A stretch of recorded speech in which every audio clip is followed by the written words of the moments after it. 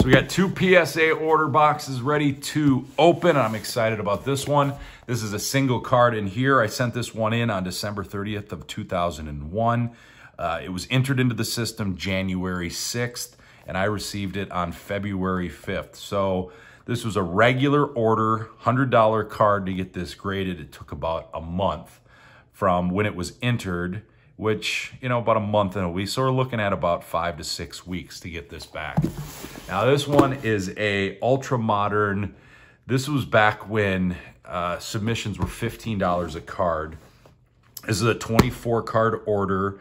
This was sent on January 1st of 2021.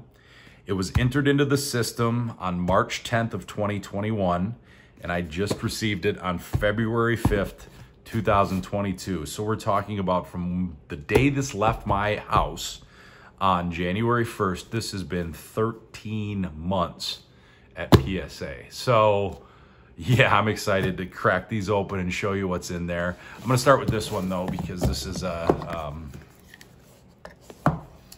single card. And then again, this is a card that I picked this card up at the National. Really like the card for my personal collection. And then decided to get it graded.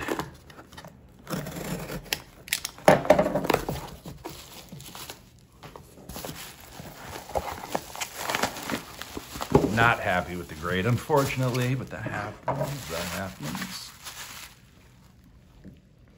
It's a Walter Payton 2002 SP Authentic autograph, numbered to 34. You got a 7, unfortunately. The auto's 9. Auto, I thought looked really good. No issues with the auto, but the auto's at a 9. There's a 14 out of 34. So, big Walter Payton fan growing up, so I thought I'd grab this card at the National. And it looks like this one will probably land in my PC. There are a couple other ones of these graded. I think there's at least one that's a 9, maybe 2.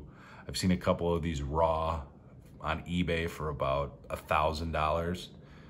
But those are ungraded. But again, just a cool looking card. There's only 34 of these, numbered and auto. Pretty happy with the card, not happy with the grade. I would have loved a 9. And I look at this card and I don't know how it got a 7. I really don't know how it got a 7. I mean, I didn't expect a 10, but I did not expect a 7. So that's the card for the PC. So that's, again, that took about a month to get back. That was $100 to grade. So, all right, so now this 24 card order. Again, this has been at PSA for 13 whole months. And the cards in here are pretty cool. The cool part about these cards is there's no way I would spend $100, or even if you get in on those $50 orders, I would send 50 these cards. None of these cards will be graded for 50 bucks. I'm talking 50, which is the lowest level right now. If you can get in on their social media 5-card allocation specials that PSA has been running lately. I have been lucky enough to get in on a couple, so I've sent in a couple $50 submissions right now. Those are not readily available to the general public. You have to actually win those allocations and wait in a waiting room, a virtual waiting room to get those.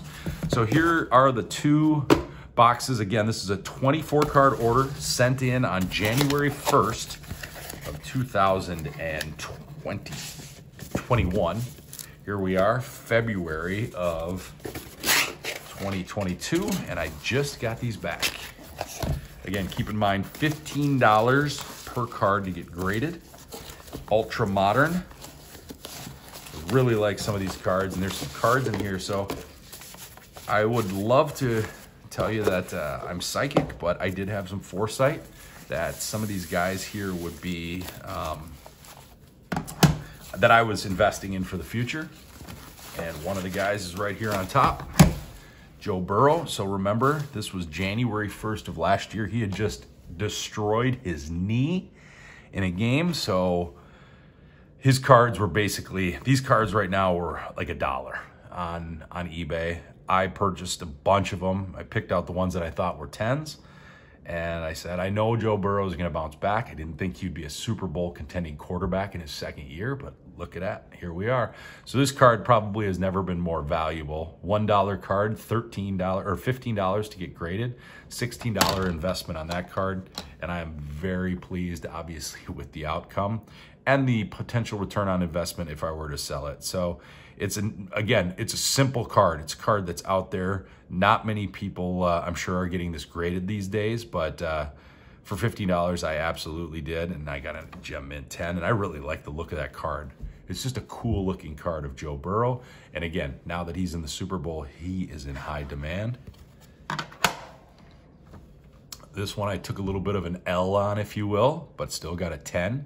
DK Metcalf coming off a big season in 2020, 2021, and then now kind of had an off season this year. So card not nearly as valuable as maybe it once was, but still got a 10. And we'll just hold on to this one for a while. Now this one's going into my personal collection, and I could not be happier with this one.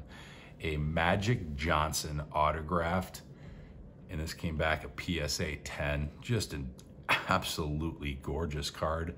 I think I purchased this one on eBay. Boy, I can't even remember what I paid. I think it was under $100, though. I just love the look of the card. It's one of those leaf metal heroes, numbered 10 out of 10. 10 here. So this card is just a beautiful card. And this one will go in my personal collection along with my Payton.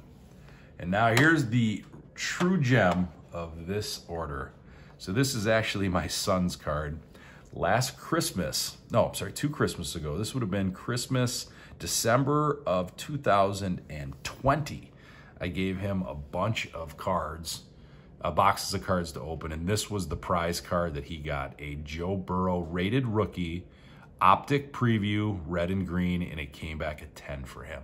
So he is beyond excited to get this card back in his personal collection. He might even actually flip it. I don't know.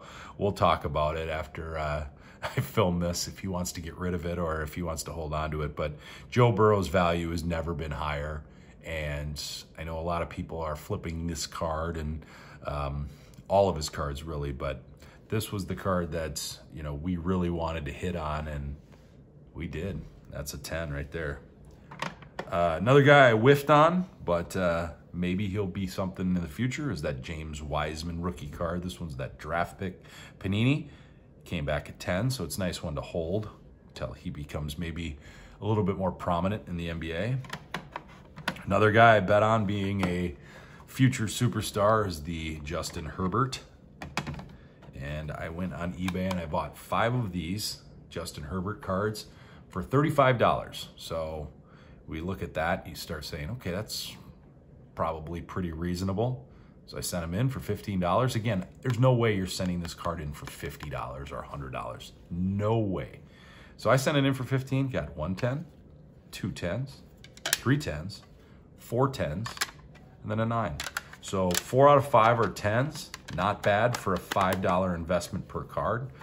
Even a little bit more than that, about $6, $7. So very happy with those.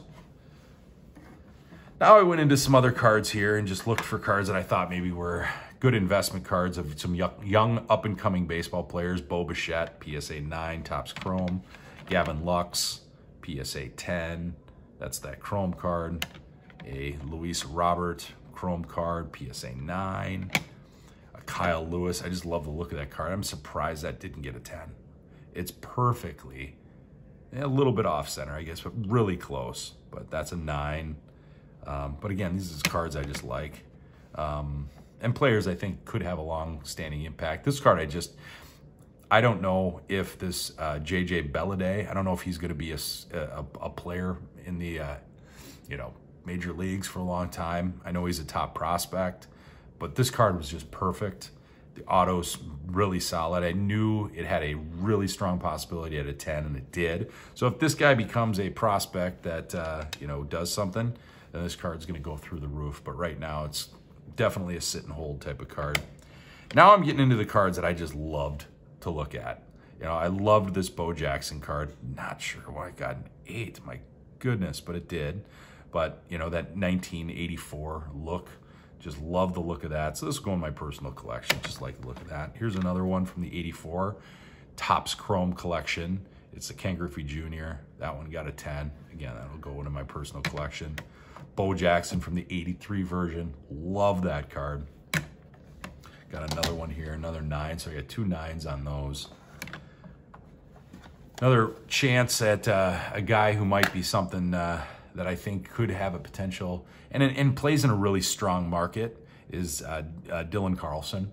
And I bought a couple of these absolute signature cards of his. This one was the gold version, black gold, numbered to 25. I got a 5 on that one, so that's a big disappointment. I don't know how in the world a card that's from 2020 gets a 5. I mean, that's just ridiculous to me. I don't, unless they looked at each of these stitchings and said that's not it. But it's a cool looking card, but it's a 5. Oof. Here's another card. Again, I just love this look. This reminds me of the, what is this, 88, what year that was, but the throwback. Got a 10 for him, and again, very pleased with the outcome of the card. Hasn't really popped as a prospect. And with baseball in this lockout situation, who knows what's going to happen to baseball cards. So I'm just going to hold on to those. Another guy kind of whiffed on. Kobe White was kind of a thing a year ago. And still a little bit of buzz, but not nearly as much as it was when he was a rookie back in 2019. Here's another Dylan Carlson auto that I thought was a nice looking card, numbered to 75 on this one. I just like the look of these cards. This is a really cool card, and took a chance on it, got a 9. So it's better than that 5, but still not that 10. And then here's a throwback. This one's kind of that crossover Bo Jackson football card / baseball card that I just liked. Liked the look of it. A little off center top to bottom, so that gave it a ding on the 9, but you know, it looks like that throwback card to his football card. So, you know, when you look back and you start counting all the 10s, and this was a 24 card order. We'll go through this one. Man. A couple 9s in there, but just a lot of 10s, which that's when you really investigate the cards, you can have success rate pulling 10s. I really believe that. And you know, the newer cards, if they come back fresh, you're going to be pretty successful. Did I throw a 9 in there? No, I didn't. Let's go down here. I'm trying to count the success rate of the 10s here. So I think it was 14 out of the 24. You'd put this Magic Johnson in there, which again, fantastic card, numbered to 10. Now it's a PSA 10. That's the resale value on that. The investment I have in on it right now, I guarantee is just the ROI on that's massive. So you have 1, 2, 3, 4. And that Burrow card has just gone through the roof right now. You have the Wiseman. Then you have the 4 of these same Herberts. 5, 6, 7, 8, 9, 10, 11, 12, 13, 14. So 14 out of the 24 are PSA 10s. I like that percentage. I'm very happy with that. A couple cards that, like I said, came back. You know, that 5 on the Dylan Carlson just is a bummer. But and then the 7 on the Walter Payton. But those are the things that you deal with, and you kind of manage those, and you just say, hey, those are learning experiences, and you throw them either in your personal collection or you put them on eBay for a cheaper price. But, you know, all in all, I would say for these 25 cards, very pleased with where we ended up. And, you know, I know people get upset that PSA takes so long, but at the end of the day, seeing these come back and seeing some of the grades on these cards, you know, the Burrows and the Magic and the Herberts, you just have to be patient. You got to be willing, again, to grind this stuff out. I know right now it's really hard to get your cards back at a reasonable time and a reasonable price. And so, you know, my advice right now is kind of pick and choose which cards you feel like. I think these could be really high-end cards, 10s, and really look at those social media accounts by PSA. Try to get into those allocations where you can get 5 cards and just kind of get back into the hobby slowly. You know, you get 5 cards for $50. It's $250. You get a little bit of tax on there, so it's about $280. And then you hopefully send your 5 best, and you come back and you get a bunch of 10s. That's kind of the philosophy that I'm working with right now. It's pretty rare that I would send a $100 card like this, but it's one of those cards that I think it definitely fits that category. I love the card. None of these cards right here I would spend $100 on, but for $15 a card, that's absolutely something I would do. And hopefully, eventually PSA gets back to that, and you can start sending in cards, and they can start getting graded cards in again for under those $50 thresholds. So hope you enjoyed this video. I'm very happy with my 14 out of 25 being PSA 10s, especially the Burrow and the Magic. So thanks for tuning in. We'll catch you next time.